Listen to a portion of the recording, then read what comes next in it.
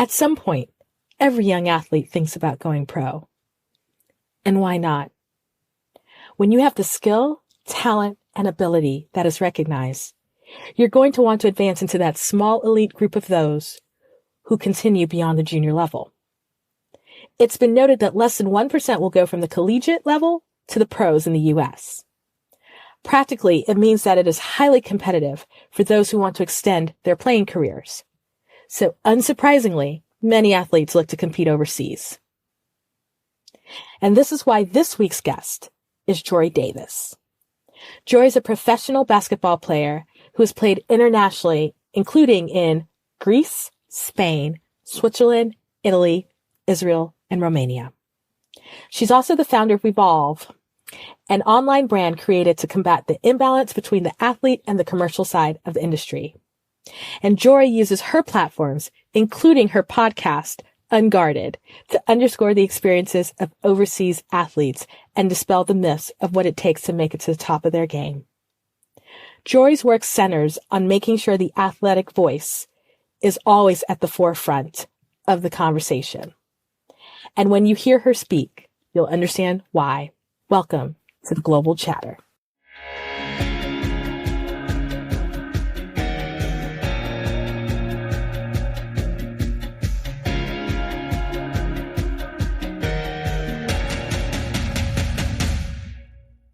All right, so everybody knows that I like to start every episode with a location check, because when you do a podcast and people are all over the world, you cannot assume where they are. And so, hey, Jori, where in the world are you right now? I am in Italy, right outside of Bologna in a town called Faenza. So I'm going to ask you this question. Have you picked up any Italian while you're out there? Yes, I've picked up a little bit of Italian. It's been difficult because I haven't been 5 years straight in Italy. I've gone to different countries, Spain, Greece, in between. And so it's hard to kind of pick up one language, but I can completely understand. My coach doesn't need to translate in practice. So, but the pronunciation is tough. Originally from New Orleans. So, I already had to get rid of that New Orleans twang and then try to learn another language. That twang's awesome. Oh my gosh. Yeah. So, it's been the pronunciation. I will not lie. Is difficult, but yeah, I can understand. I can get by with my Italian. And I think you've just given a great segue. So obviously from your voice, people can tell that you are American. But more importantly, so where did you grow up? I grew up in New Orleans, Louisiana, on the West Bank, so across the bridge. Yeah. If you go the other way, leaving French Quarters and everything, that's where I was born and raised. And so I spent 14 years of my life there. And then from there, I started to move around a little bit. Oh my goodness. So is your family still there, or you still have family in Louisiana? Mm-hmm. Yeah, I mean, of course, Katrina, a lot of the younger generation, my cousins, a lot of people moved to Houston. Mm-hmm. Some people are in Atlanta, of course. But yeah, my grandmother, more of the older folk are still hanging on in New Orleans. Wow. But, after Katrina, a lot of people transitioned to Houston, Atlanta, moved around a little bit. And so for those of you who aren't aware or aren't American, that's Hurricane Katrina, which many of us remember from, was that 2005, 2006? Am I hitting it right? Yeah. Yeah. And kind of the hurricanes that went through that impacted Louisiana, Texas, and Alabama. And so where did you go? You said you were there until the age of 14. Where did you go then? Where were you living? Actually, 7th grade, me and my mom went to Dallas. I spent the year there. And then she got married, so we went back to New Orleans for my 8th grade year. And then actually after that, that's when I went with her and my stepdad. He was working abroad in the UK. And that's where my freshman year of high school, I lived in Welwyn Garden City, right outside of London. And so went there freshman year of high school and then finished high school back stateside in Rochester, New York. Okay. So you just revealed something I didn't even know. But it's like every time I have a guest on here, I'm like, okay, their childhood's going to be pretty straightforward. And then they go, oh yeah, by the way, I lived abroad for da da da da. I'm like, where was I supposed to find this? Okay. Yeah. So tell me more about that. I mean, here's the thing, this is what I find interesting. You lived in Louisiana until you were, 13, 14. And then you're right. You had, all of a sudden you had all this movement that I'm sure was so different than when you were a kid. What was your experience? And to me, I think really they're two distinct cultural experiences. What was your experience first moving to the UK and just being there during, that 1 year? Oof. I mean, it was, again, I was fresh out of New Orleans. I hadn't, traveled that much, just a little bit, for tournaments going to like Houston, Atlanta, something like that. But yeah, I mean, so to go from New Orleans, the South, to the UK, an all-girl school, posh, wearing my skirt with my, oh my goodness, little baby doll shoes every day. It was like, where am I? It was tough. I was definitely, again, that homesickness, feeling, a little bit of depressed, because I hadn't found basketball when we first got there. My parents needed time to figure out where I could play. Wow.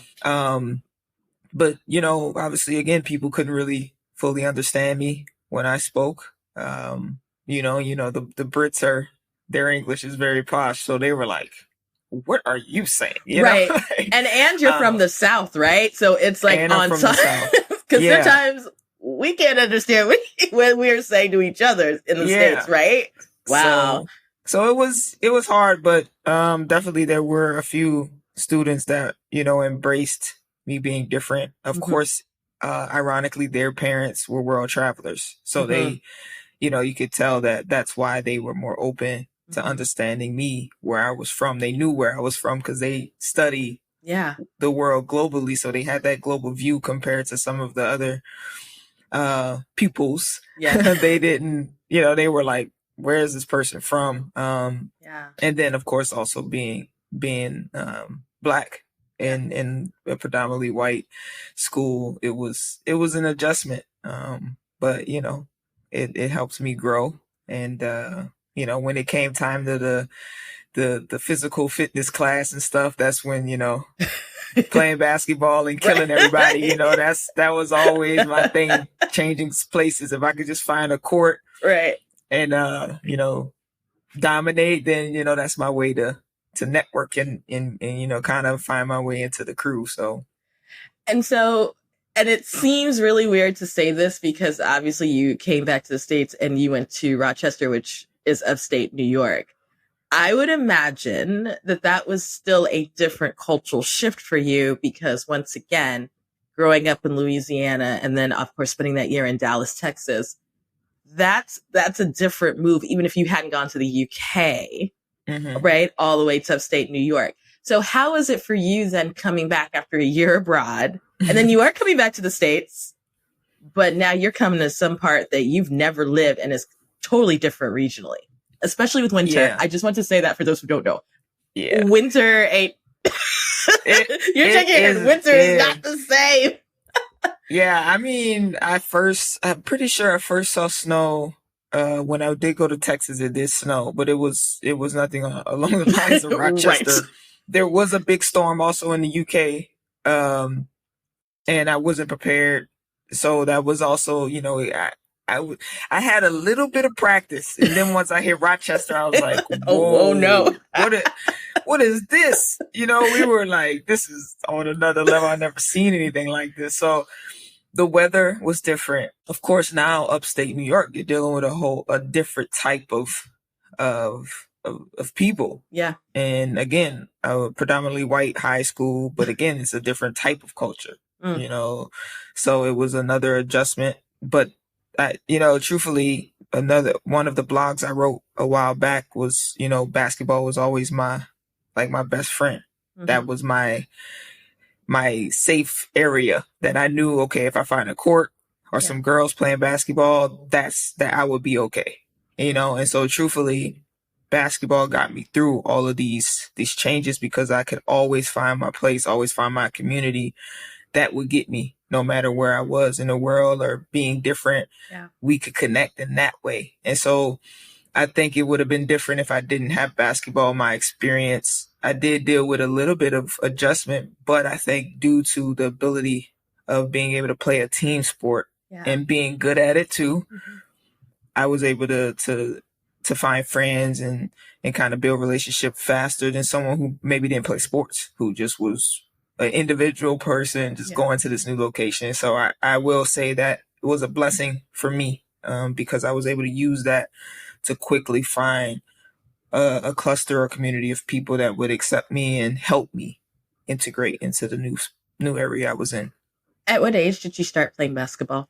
Well, I professed my love for basketball at 3. Okay. I was one of those 3-year-olds. There are a few, Roger Federer, a few athletes that they have that 3-year-old story. Yeah. That was me. But my mom was a prissy thing. All my aunties were AKAs, so you can imagine.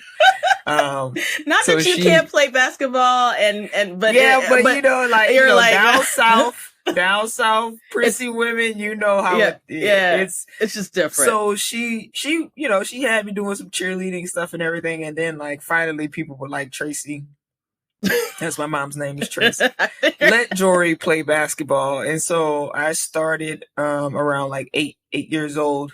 Finally started. I was terrible. I was very raw. I needed a lot of coaching, but 9 years old was where I started to play organized recreational basketball. But I had always been playing and saying I wanted to play since I was 3.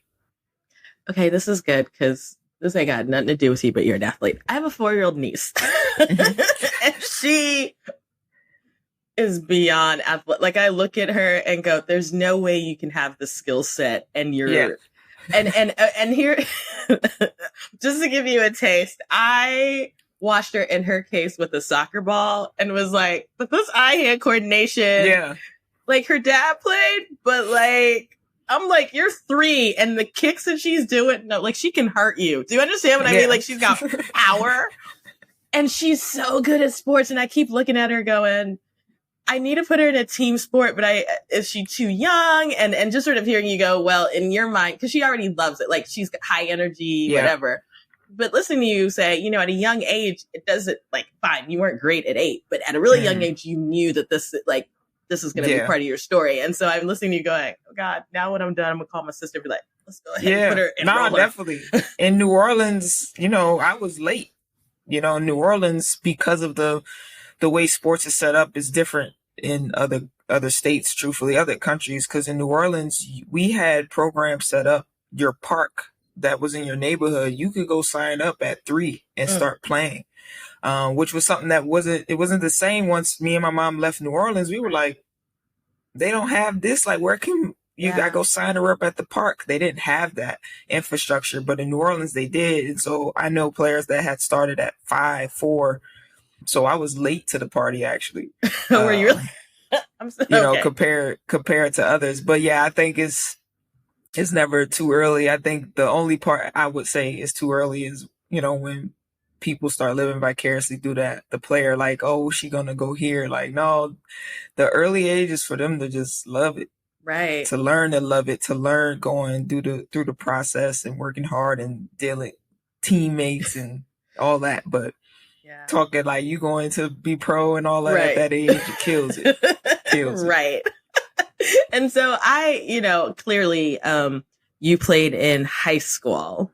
Mm-hmm. And so given your story up until that point, had you played on, like, when you were in the UK, had you played, and I'm claiming ignorance here, was there like a high school team or a secondary school team kind of similar to what we have? Or did you, was it when you got to New York? In the UK? Yeah. Oh yeah, in the UK. Yeah. In the UK, in Europe in general, they have club teams, and usually they have the amateurs are in this one club team.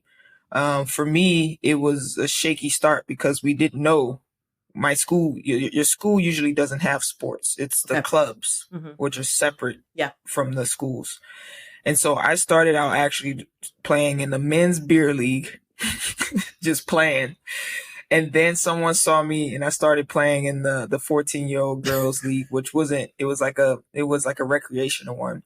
Someone saw me, and then that's when I finally got into a real club team that, had like an academy type setup where you starting in the young teams, you could work your way all the way up to the pro team.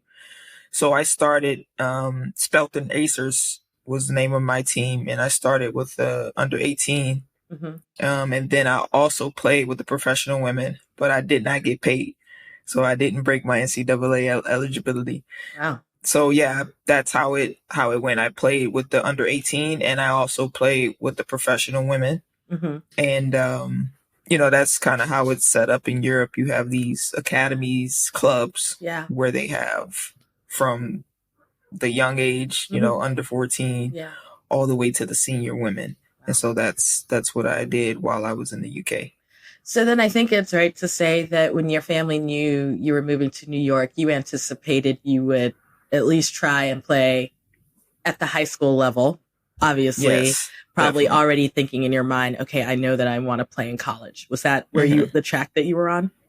Yeah. My stepdad is an engineer. And so he due diligence, little planning is his thing. And so the high school we chose, he actually planned it too. He was like, well, it would be 6 of you guys, seniors together, to have a run at state championships. And I was like, I'm like, I just want to get to a team, when we get back to the States. But he was like, no, we should find a school where you can stay with your core team for the next 3 years. And he was right. It was great to have those, we were sophomores, all 6 of us, and, we won 3 back-to-back championships, but says this very, very chill. We won. But yeah, it was great. The relationships I built with them. And again, it was another opportunity where, I was in a team that helped me kind of transition and integrate into the Rochester life. So were you, when, I think back to junior, senior year, and I worked with high school students for a long time and thinking about college. Clearly, you had a sport you loved. It's been your way to kind of build, form your own community.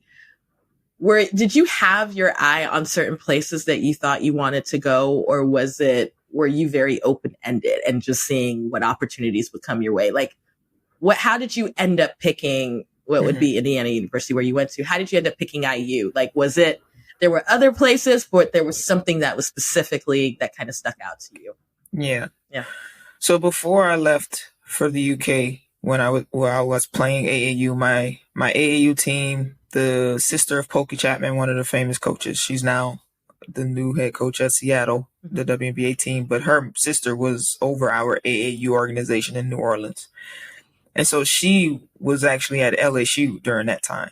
So my dream was to play at LSU, being from New Orleans. I was going to say that so makes sense. I wanted to play at LSU, but during the time when, colleges back then started to recruit when you were like 8th grade. And so I left. And like people even said, like, they didn't even know they were sending recruiting letters to my coaches. And they were like, where is Jori Davis? Because I went overseas. Yeah. And, people still don't know overseas is a thing that they even play. So, the recruiters, they were like, oh, I guess she just dipped. She don't play anymore, But starting when I was young, LSU was the goal. Of course, so much happened. I moved around and everything. So once I got to upstate New York, it's a different recruiting circuit. So for me, I wasn't really like, there's a school I dream of. At this point, it was like, I just want to play. And then the criteria, again, my stepdad, we used the decision matrix to choose what was important to me. Love it. I wanted to play for a woman, a Black head coach. So that was one thing. We wanted the percent of students, African-American students to be, I think we went for like over 9% or over 8%. I think IU Indiana at the time, I think they had like 10. It was a lot. And of course they had the Kappas there, the Qs there. So you had that, Black fraternity environment. And there were a few things. I wanted to go for business. IU at the time was the #1 business school. They were also the #1 party school. Yeah. So it was like, I'm gonna have fun too. Right. So there were some things that we went through the decision matrix, and that's how we kind of chose. And Indiana basically checked off everything. Wow. As far as what I wanted. And then of course it was in the Big Ten, which is a big conference. And so that's why they ultimately won And then, then it was off of emotion. As my stepdad says, like, you make informed decisions. And then once the boxes are checked, now you can let emotion take over and your intuition. And that's what kind of happened.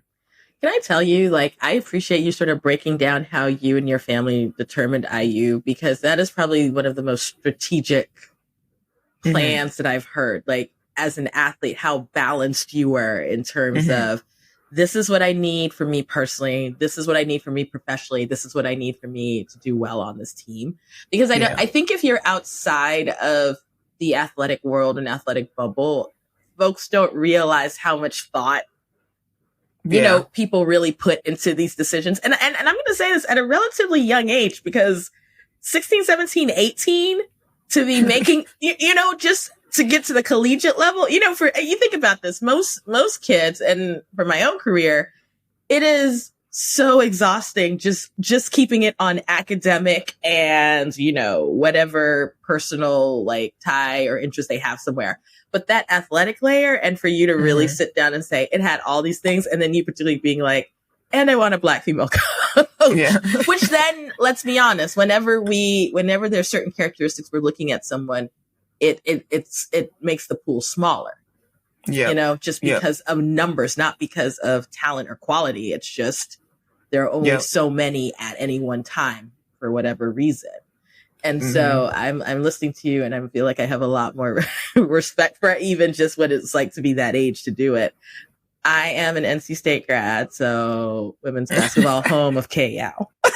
I'm just gonna drop that. That's just me dropping it for no other reason, just to say respect to NC State KL. That's a legend. Right. And the women were trying to do their thing against UConn the other day in the championship. And so, but I just love kind of the conversation you're bringing, because I think as much as we see about men's sports too, we don't hear about what, the process is for women and whatnot. And so where I want to go with this is really ask you, so IU for you played all 4 years. What was that experience? Now you've actually moved quite a bit, and now you're in the Midwest, but you are playing on a team and you are playing in the Big Ten. How was playing at IU? What was your experience? I mean, Bloomington, now you go, that's another whole change. Like I hadn't lived in any place like Bloomington, Indiana. So again, we had Coach Jack. Then she brought in, I think out of our 6 freshmen, I think 4 of us were Black. So, there was undercurrents of things of, also her staff. It was 3 Black coaches and 1 Australian at the time. So, Coach Jack came in boldly. If you look at the team now that IU has currently in the women's basketball space, you don't see many people of color. So, again, at a young rookie coming on, I didn't see those things, but over time we saw it. And then, of course, being removed, we saw it. But overall, my time at IU, I didn't have any bad experiences, to tell you the truth. And again, I think there's always that common story when you are an athlete, you're kind of shielded from things that the people that aren't athletes deal with on campus, and so I know that's been something now I've been really proactive to pay attention of how I'm treated compared to someone else. Why I get certain privileges because I'm an athlete. Whereas if I wasn't, then what? So I will say at IU, I didn't have any bad experiences, to tell you the truth. It was a great experience for me. Now, of course, driving to Indianapolis, going through, I think it's Martinsville or whatever, there was the times where people were like, do not stop there.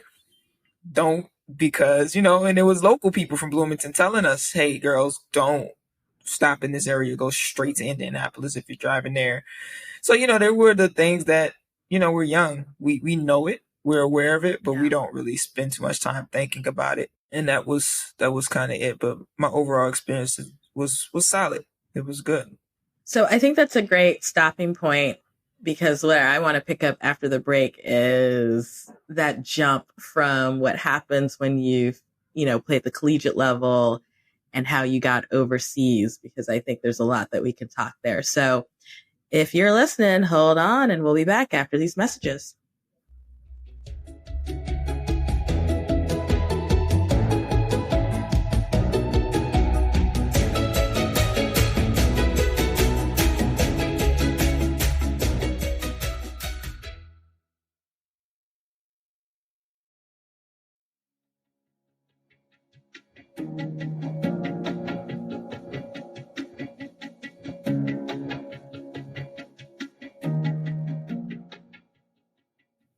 All right. So if you were listening before the break, Joy was talking about her experiences at college and, you know, her playing days there. And that's where we left off. And obviously, if you have been following along, you know that she's in Italy. And so I think this is a really great time to sort of talk about how your career went overseas. And I have mentioned this to you off air, and, you know, given the time that we're recording and everything that's happening in the world, it's interesting to me with the unfortunate Brittany Griner situation that people now realize that there's a whole host of athletes abroad, and that's it's unfortunate for her circumstances. And of course, we're praying for her well-being and that it's to be resolved peacefully. But can you kind of walk us through how you go from playing, you know, in the Big Ten, big conference, you know, well-known school for basketball in general, male and female, right? And then you are now and have had an extensive career overseas. Yeah. So, I mean, of course you graduate. I was a WNBA draft pick. So, you know, again, there aren't to this day still, there's no real trusted educator on how you transition into that pro space. And so I had to kind of figure out an agent, you know, kind of find my way, scramble around. And, you know, the agent that I did choose, she dropped the contract that I knew nothing about, told me to sign it. We didn't go through it. She didn't explain, educate me. She just said, this is it. This is what they usually get as rookies. Where could I compare my salary? Nowhere. Just signed it because I wanted the opportunity. So yeah, first year was Israel, Tel Aviv. My mom nerves was bad. Yeah. Like, wait, what are you going? Right. First we talking WNBA. Now there's no WNBA. You have to go. So yeah, I mean, I think it's the transition is literally just get up and go. Wow. Luckily for me, I had experience in my past, my youth, of getting up and going. And so, yeah, I got overseas, and that was my first year playing professionally abroad. And that's where people don't know, like, NCAA says 1% make it pro, but actually it's 20%. And a lot of that 20% of players, American football, volleyball, baseball, basketball, they're abroad.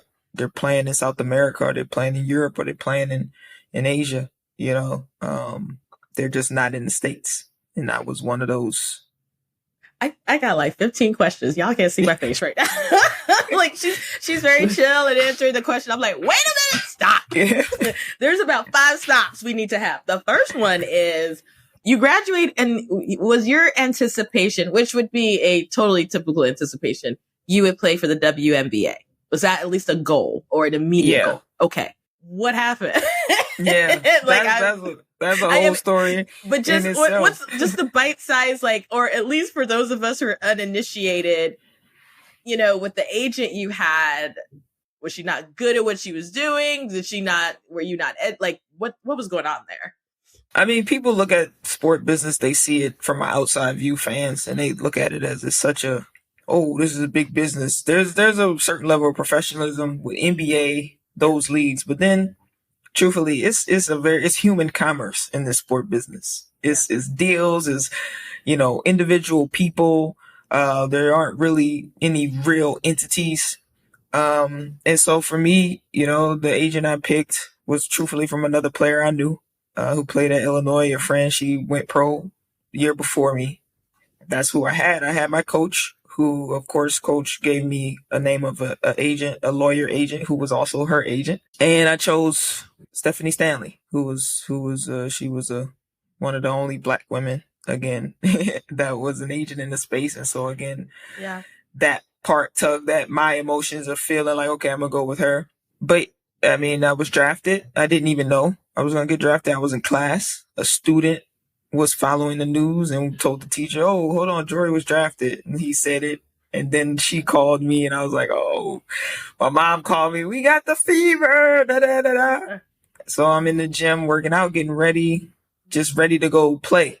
But now business is taking place and I didn't have an idea of what was going on. I was just like, I'm going to get in the gym. I'm ready for preseason. And there was a whole business taking place, calls being made, deals being made. And that's where I failed. And not having an agent that was 100% invested in me. In her mind, I was already going to be an overseas athlete for her. And so, yeah, what happened was I showed up for a workout before training camp started. The locker, everything was closed. I was like, "Where everybody at?" And the next day I was cut because there was a 3-way trade between teams. I had no idea about it. My agent didn't have a plan of making sure I could get into another training camp, which I learned later that could have easily been the case, where I just went to another training camp to at least get seen in the space, but it didn't happen. And that's where ultimately it was like, okay, go overseas and try again. But, you know, the league is 144 women from all over the world, the globe. So if you're not strategically doing what you have to do, or if you're not the best of the best where they can't deny you, you have to know your business. And I didn't. And so that's where I ultimately went overseas. So what I'm hearing from you is player education is so important, right? Yep. That athletes, and I would imagine this is any sport, but if you're fortunate to have someone who can walk you through, who understands the nuances, not only of being an athlete, but even an athlete in that space, right? Because I imagine there's some similarities between, randomly maybe soccer, hockey, and football and basketball, but then you get to the nuances as to what the options are. And then I would imagine, this is just me really literally imagining, maybe even nuances when you get to gender. And in some cases, maybe with some sports, maybe not all sports. Does that sound like? Yeah, there's just no trusted educator. Everybody that you rely on to educate you it's a conflict of interest every turn you go. Right. Because they're a business. The agent is a business. The recruiter is a business. The team is the business. The coach trying to win games because they're in the business. So there's no trusted space that has no ulterior motive, but to help you manage, level up, get to where you're trying to go. That doesn't exist in the sport industry right now. And that's kind of what makes it hard for a player, because college, you have your head coach, you have your dobo, your manager and everything. Yeah. And they are there for all 12 of those players, right, to make sure you practicing, you getting food. But once you leave that, now you are no longer that product.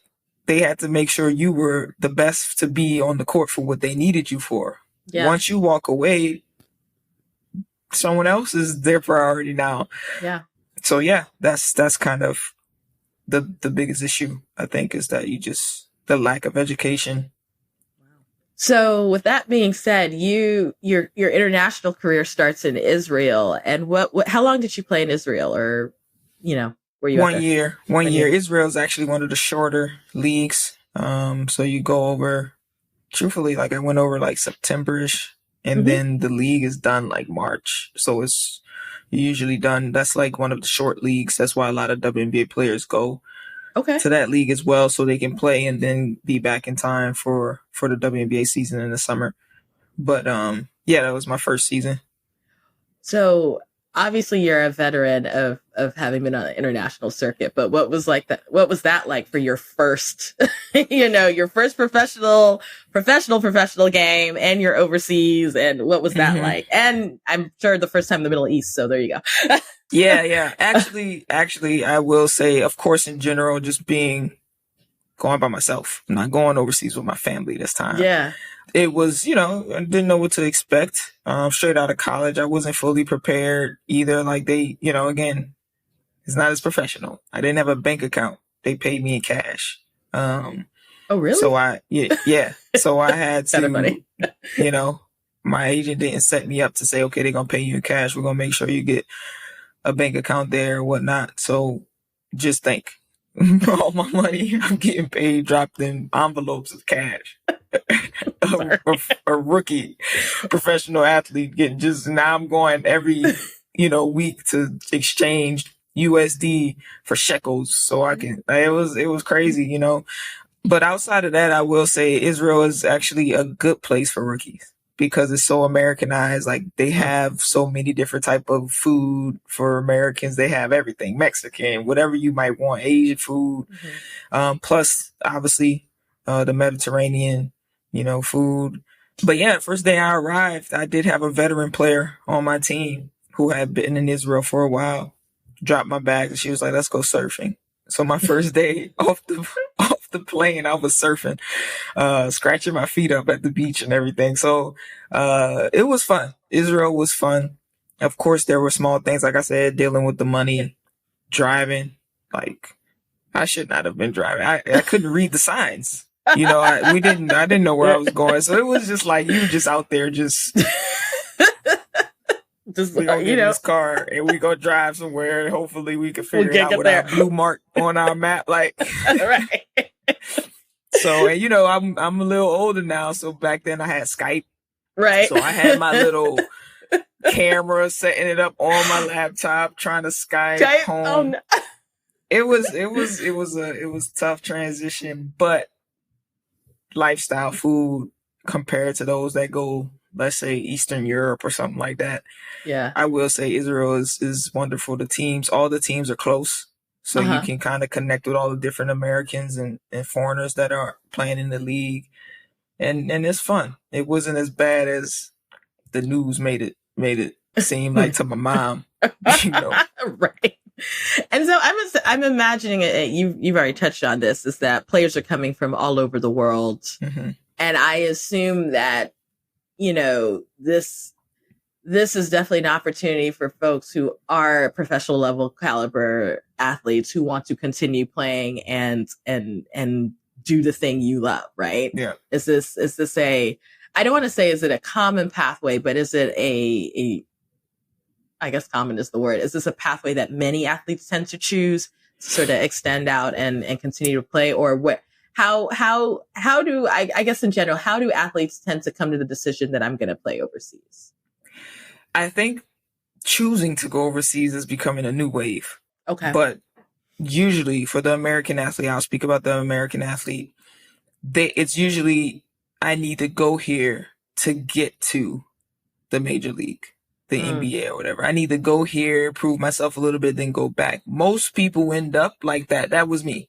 Like, okay, go overseas, go in Israel, score, get your stats, and then we get you back to the WNBA. That's how it starts for most Americans. Mm-hmm. And then you get there, that opportunity never really comes, and you just keep playing until you accept the fact that, okay, this is my pro career journey. I'm going overseas, Europe. That's truthfully, it's always been that players are trying to get to the major league. So they go there because they have no choice. Yes. And then they're going to go back home. And usually they get there and it's like, this is your lane, stick to it or quit. So, yeah. But now there's a new wave, of course, as people learn that, I can go play and travel. So now there's that expathlete, as I call us, the new expathlete. Let me write this down. Yeah. I've been doing this for a minute. I haven't heard a new one in a moment. Okay. Yeah, expathletes that actually love travel. And then being a professional allows you, because your housing, your visa, everything is paid for. And so the game you love can now give you access into a new life, new opportunities. Yeah. And so if you're talented enough, literally you can take basketball to go touch every part of the globe if you want, if you can sustain physically, of course. Right. And you know what I would argue too? You're saying like this new wave of where people are choosing. I would also argue that these sports have changed across the world over the last few decades, right? Mm-hmm. Too. So like, I am pretty sure we're seeing probably more competitive leagues in I'm saying international from the US than maybe in decades before, because here's the thing, the world doesn't stay stagnant, right? Yeah. And the more a sport gets exposure and it grows, right, the more you have people who are gonna want to go play there. Because let's be honest, we have people obviously who come from all over the world who want to come play the US, right? Yeah. But we have not some yet conceived that there's this strong interest of going the other way. I mean, I think about countries just in general, like Spain, right, where they produce such great players that have come and played in the US. It's possible to go the other way. It's just, obviously it's not our country, so we're not, we know the NBA, but don't realize, what, the sport's actually really big in this one country. Yeah. Yeah, it's definitely growing. A borderless game is as we say, because if we take men's, the EuroLeague is one of the top men's league compared to the NBA. Yeah. And I think they've seen 119% increase in US players, where the NBA 2022, 13% of the league will be Europeans. Right. And so it's constantly growing. You have NBA Africa, the Basketball African League. Yeah. That's a lot of investment dollars being thrown into that. Yeah. And then NBA is also in India. So it's going to look a lot different in 10 years of the opportunities players can have and not just get caught up on trying to make it to the WNBA 144 spots or NBA 340 or something spots. Like, you can go, there's thousands of spots to go and play in Thailand, to go and play in New Zealand, play in Europe, Italy, Spain, wherever you want to go. And so for those that enjoy travel, I think, that see the opportunity to travel, to see the opportunity to increase and enrich their lives, they're going to take advantage of that.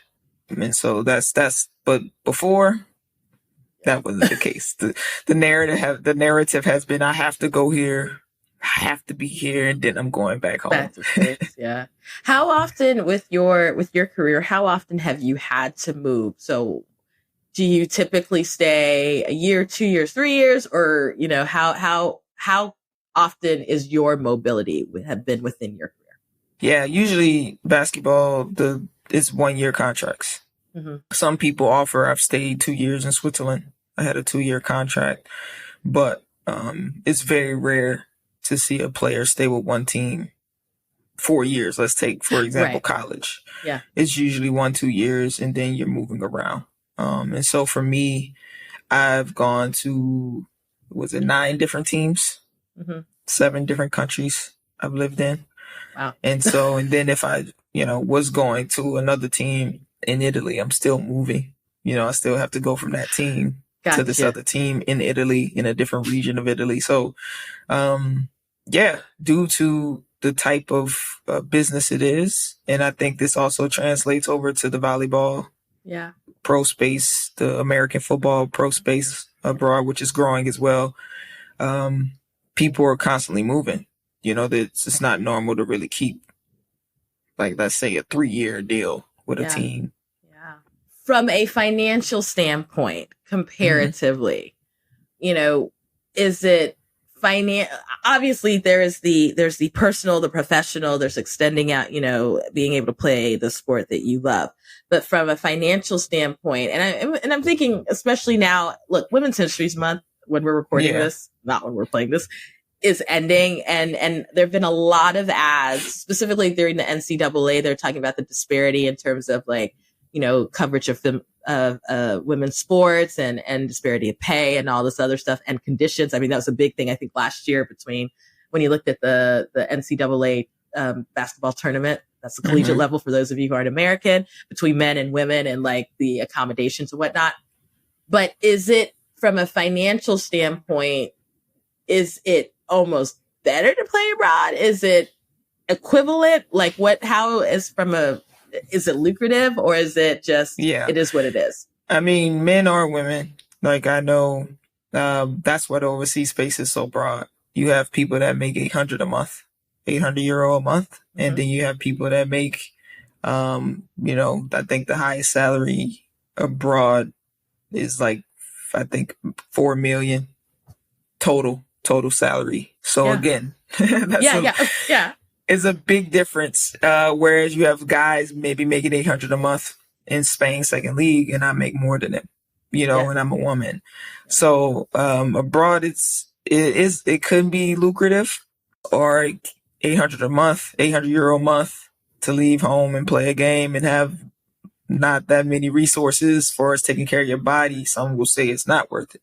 Yeah. And so that's why, for women specifically, obviously the WNBA has changed things with their new CBA agreement. Mm-hmm. So now for the WNBA, some of them still can make big money, of course. Mm-hmm. So they will still choose to go. But now with new endorsement deals, the ability to maybe work for an NBA team while you're in the off season for WNBA, those particular 144 players, 144 women, it's a different story for them. Because now they have those brand deals. They have an increase in salary for the league. Plus they have direct access to these teams that will create these opportunities for them to work.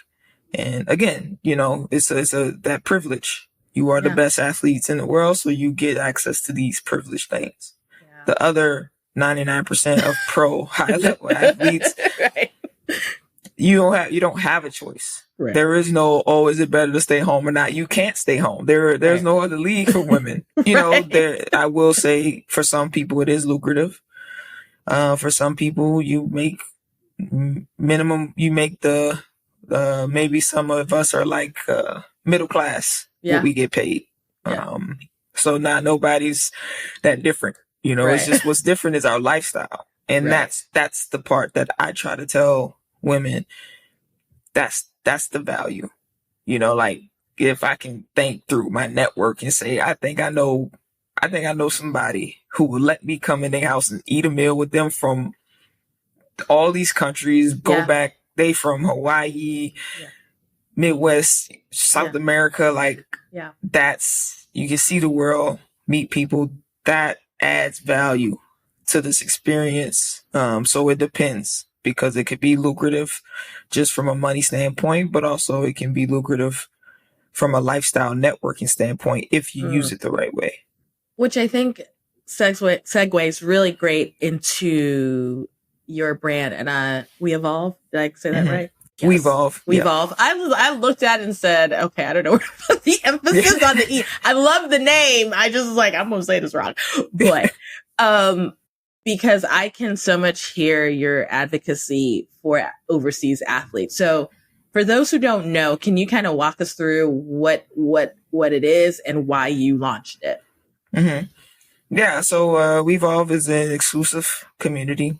It's a platform for global athletes. And it allows them to manage their careers and their lifestyles, within one place. It's supported and, powered by the community. And so our collective intelligence is what the application will run on, from all over the world. And so again, I believe in the lost community of athletes. That's what I call us. And that's why Wevolv started. The name Wevolv means for we evolve, as in athletes. And it just started from my personal mantra, willingly evolving, of just trying to get out that athletic bubble. Mm-hmm. And it was like, we all need to do this with everything growing. NIL, the business side of sports is booming, but we still hear the same issues with athletes in the news.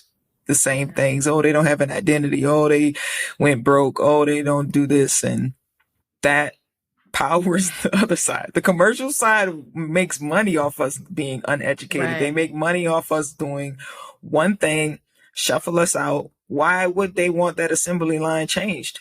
Right. It's clearly working for them.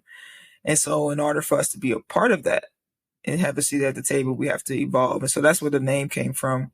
But yeah, I mean, Wevolv is basically a community-led platform that we are about to start our beta testing with the application.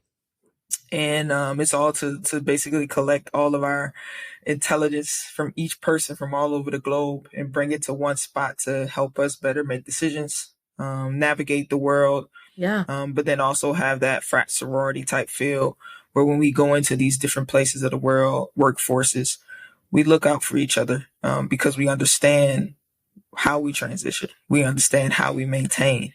And so there's a level of commitment to one another. And so that's what we're doing. And again, as you said before, Brittany Griner is the big name, but players have been over here for, I don't know, decades. I mean, as long as we can, before I was born, women were going overseas playing. So it's just now things are changing, storytelling's changing, and that community is kind of growing, far as like what people think and what people know. And I love the fact that, it seems like it is sport agnostic, meaning it is just open. Like the focus is really on the overseas athlete, not necessarily just the sport that they play, clearly, right? So basketball, volleyball, football, whatever there is. And so I guess that it leads me to this final question, and especially in tangent to what you just said. You've been playing overseas for a while. Obviously, you are in your, I'm gonna say 30s. I don't put anybody's full age out here. I'm in my 30s. I'm in my 30s. What do you see is on the horizon for you? Because, and this is anyone, at some point we slow down or stop doing what it is we've been doing for a significant amount of time. And for you, I mean, it's been most of your life. What do you think's next for you as you kind of look at your career and this advocacy piece that you are part of? Yeah. I mean, there's a few elements that I've discovered about myself throughout the journey and being proactive with it. Of course, obviously, Wevolv is a sport tech startup. So that's definitely on the horizon. We definitely hope and pray that, we continue to grow. And that's something that I will be a part of, obviously, long term. And then removed from just the Wevolv platform and community. Personally, I definitely want to continue to work in travel and lifestyle. How does that look? Trying to figure it out.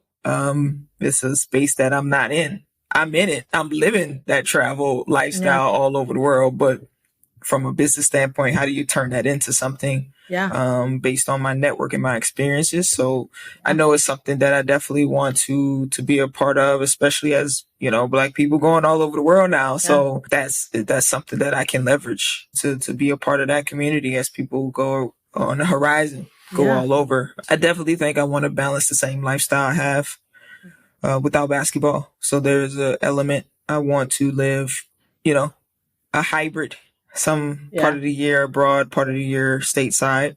And so, there's that. The advocacy standpoint is just continuing to be a storyteller for the lost community, as I call us, abroad. And then also helping to change rules so we get more resources. A lot of resources are wasted, like NBA Players Association. A lot of those guys don't use those. How can we repurpose those for a group of athletes that do need it, if they're not going to use it? And so, there's a lot of different things, but I would say travel, lifestyle, and then obviously working in sport tech are two of the elements that would be the next step for me. I'm thinking to myself, what do we find out later on? Jori becomes an agent. She's laughing, right? You end up becoming the person that maybe you needed. Yeah. Who has extensive experience with the overseas space and knows how. This is the career counselor in me, like on the air going, I see Joy working with younger Jories. Yeah.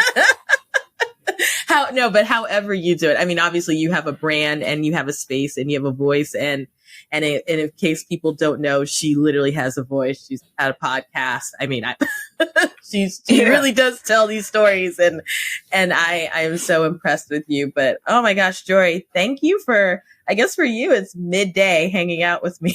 Yeah, it's early on my side of the planet. Time. Yeah, you got up super early. I was like, we're going to make this happen. The great thing is all of Jori's contacts are going to be in the show notes. We're going to have it up on the website, including her brand, so that you can learn a little bit more about what they're doing. And like I said, I think that this is a space that many of us don't understand or haven't lived. And so I love hearing your, if I can say it, expat-lete term. Expat-lete. I was like, yeah, okay, gonna steal that. I'm gonna credit her, but I'm gonna steal it because I think you've educated a lot of us on that space. So thank you for coming on the chatter. Oh, no, thank you. I'm glad to be a part of it and look forward to staying in touch and following the brand as well.